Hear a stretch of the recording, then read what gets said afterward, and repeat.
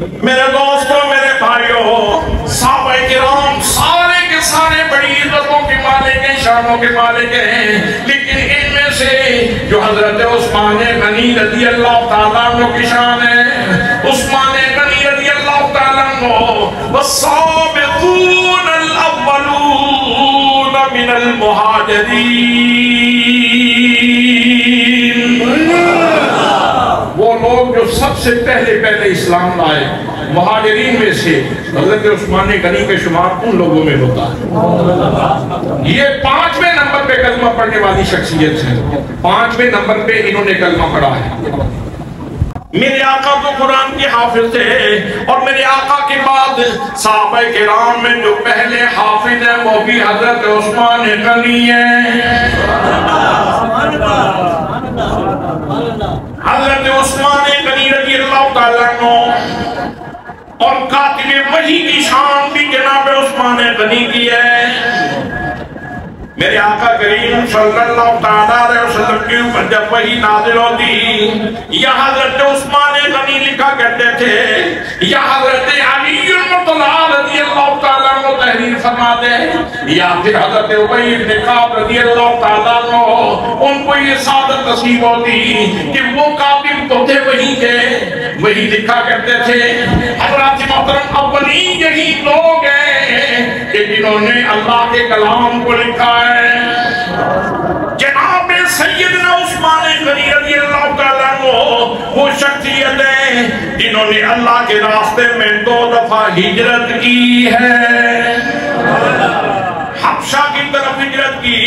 تو جو پہلا وفد ہجرت پہ نکلا مردوں اور عورتوں کا، جس میں 12 مرد اور 4 عورتیں موجود تھیں، ان کی قیادت کرنے والے کا نام حضرت عثمان غنی رضی اللہ تعالیٰ عنہ ہے۔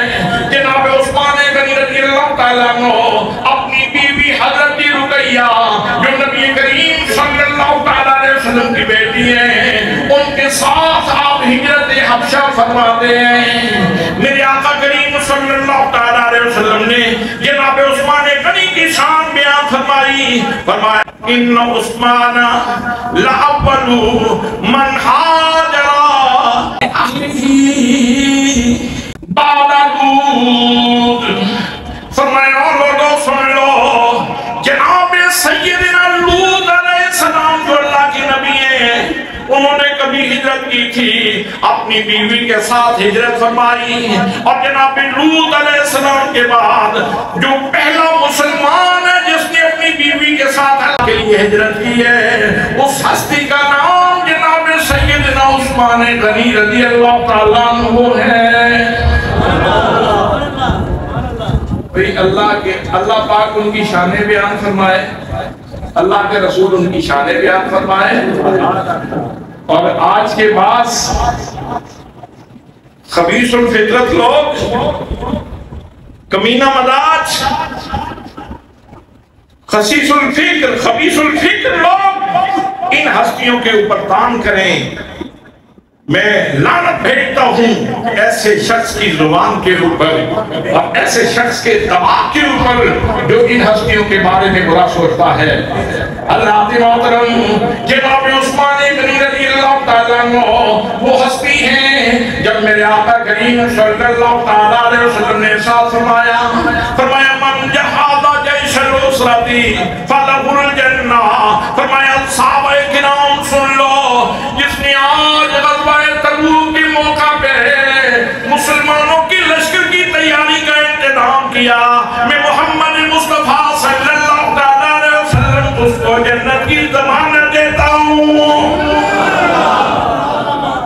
عثمان غنی رضی اللہ تعالیٰ عنہ گھر جاتے ہیں، بلکہ گھر جانے سے پہلے وہیں کھڑے ہو گئے، عرض کی میرے کریم میں اعلان کرتا ہوں ایک اونٹ پر ساز و سامان پیش کروں گا۔ میرے آقا نے پھر اعلان کیا، جناب عثمان غنی پھر کھڑی ہو گئے، پھر اعلان کیا میرے آقا ایک اور 100 اونٹ پر ساز و سامان میں پیش کروں گا۔ میرے آقا کریم صلی اللہ علیہ وسلم اعلان فرماتے جاتے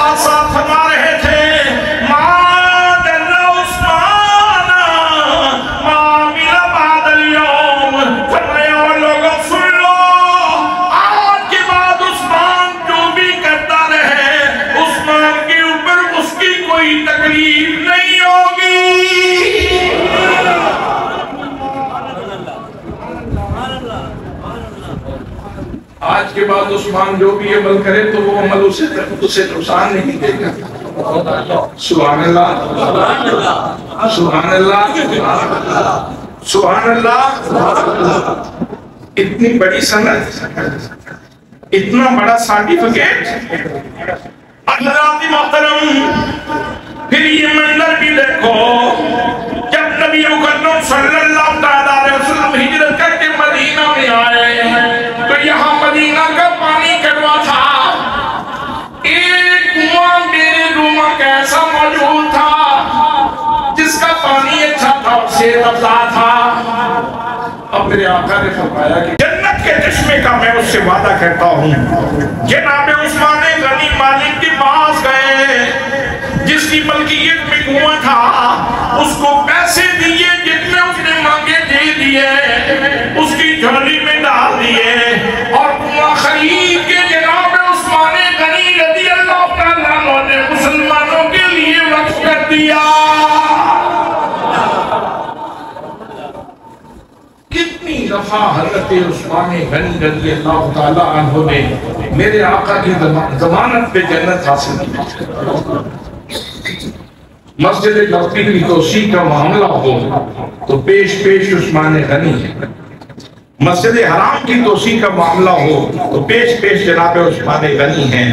حضرات محترم یہی وہ ہستی ہے کہ جب میرے آقا تشریف لائے اور آپ عمرہ کرنا چاہتے تھے تو حدیبیہ کے مقام پہ حضرت عثمان غنی کو بھیج دیا.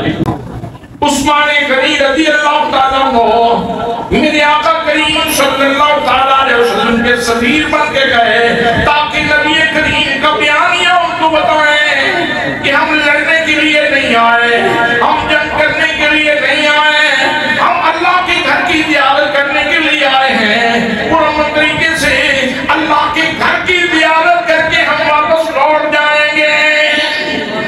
حضرات محترم عثمان غنی وہاں گئے، جا کے مصطفیٰ کریم صلی اللہ علیہ وسلم کا پیغام دیا. اب جب پیغام پہنچا چکے تو انہوں نے کہا نہیں یہ تو نہیں ہو سکتا، ہم اجازت نہیں دے سکتے. ہاں عثمان اتنا ہو سکتا ہے، تم آئے ہوئے ہو تو تم جاتے جاتے طواف کرتے جاؤ، تمہارے لیے یہ نرمی پیدا کی جا سکتی ہے.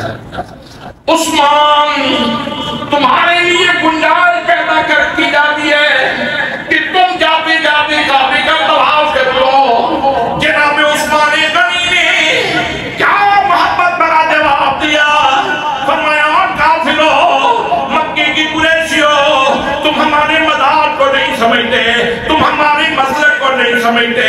جس طرف وہ نظر نہیں آتے ہم وہ رستہ ہی چھوڑ دیتے ہیں اور کعبہ بنتا ہے اس طرف ریاض، رخ جدھر کو موڑ لیتے ہیں. آپ قریشیوں، جب تک میرے محبوب کا اسوہ سامنے نہ ہو ہم تو اچھا عمل اس کو کہتے ہیں جس میں نبی کریم کی سنت موجود ہو. جب تک میری محبوب طواف نہیں کرتے عثمان بھی طواف نہیں کرے گا.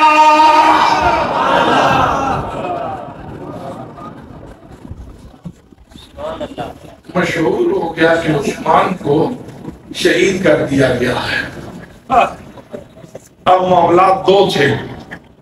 ایک تو یہ کہ ایسے موقع پہ جرنیل کو کیا کرنا چاہیے، اپنی فوج کا مورال اپ رکھنے کے لیے، تو اس کے لیے آپ نے سب کو بلایا، فرمایا آؤ بیعت کرو.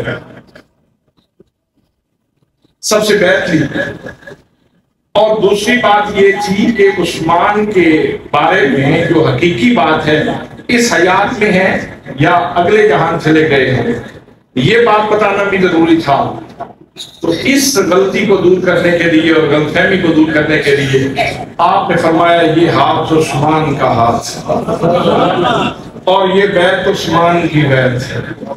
سبحان اللہ. ادھر میرے آقا کریم صلی اللہ تعالیٰ علیہ وسلم تمام صحابہ سے بیعت لینے کے بعد اپنے ہاتھ کو دوسرے ہاتھ کے اوپر جب رکھتے ہیں اور فرماتے ہیں کہ یہ عثمان کا ہاتھ ہے تو ادھر سے سرٹیفکیٹ جاری ہوتا ہے. لقد رضی اللہ عن المؤمنین اذ یبایعونک تحت الشجرہ. اے میرے محبوب گرامی، جتنے لوگوں نے آپ کے जारी हो गया है।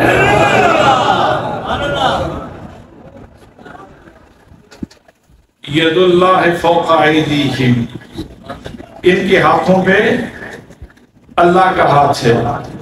मेरे नबी ने फरमाया कि मेरा हाथ नहीं, ये उस्मान का हाथ है।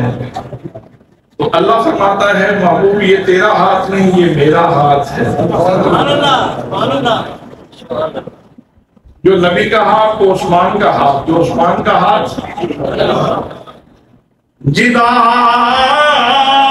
हाथ पे अपना हाथ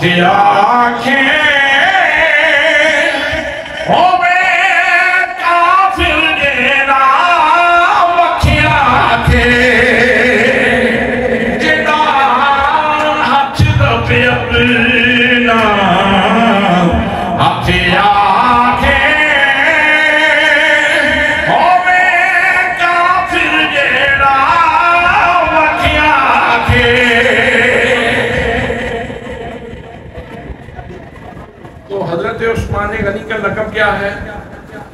जामिउल कुरान, कुरान को जमा करने वाले, कुरान को।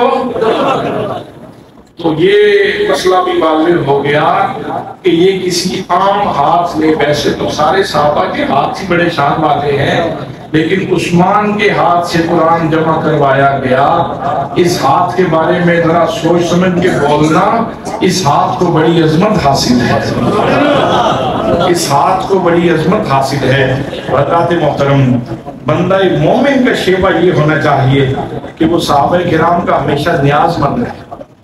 उनकी जो सोशल लाइफ थी, जो उस वक्त के हालात थे पाबंदी, उनमें नशेब फराज आते रहे और कभी वो आगे हुए, कभी कुछ पीछे भी हुए। तो मामूली हालात के पेश नजर सफर कभी किया भी, कभी तर्क भी किया। तो वो एक रूटीन के मामलात हैं, लेकिन हमारे लिए उनकी जिंदगी, अल्लाह पाक फरमाता है कि ऐसे ईमान लाओ जैसे ये हस्तियां ईमान ले। कुरान पाक कहता है कि ऐसे ईमान लाओ जैसे ये हस्तियां ईमान लाई। और फरमाया कि मुनाफिकीन से जब ये कहा जाता है ना कि इन हस्तियों की तरह ईमान लाओ, वो कहते हैं क्या हम वो बेवकूफों की तरह ईमान लाए? तो सहाबा के बारे में बकवास करना और गैर पे यारी जुबान इस्तेमाल करना, ये निफाक की अलामत है, मुनाफिकत की। कोई भी मोमिन ऐसा काम नहीं कर सकता, ये मुनाफिकीन का शेवा है। हम सहाबा किराम के न्याज़मंद हैं, हम अहले बैत के न्याज़मंद हैं। हम उनकी शान अज़मतों के सामने अपने सर का जो तुर्रा है वो उनके कदमों में रखते हैं। और वो हस्तियां तो वो हैं कि जिनके घोड़ों की अल्लाह कस्में उठाता है और घोड़ों के कदमों से उठने वाले गुबार की अल्लाह करीम कस्में उठाता है। इतनी मोहतम शान हस्तियों के बारे में लूज ताक करना और गैर में यारी गुफ्तगू करना, ये कोई अच्छी बात नहीं है। अल्लाह पाक हमको हमेशा नबी करीम सल्लल्लाहु अलैहि वसल्लम की हर निस्बत का एहतराम करने की तौफीक नसीब फरमाए।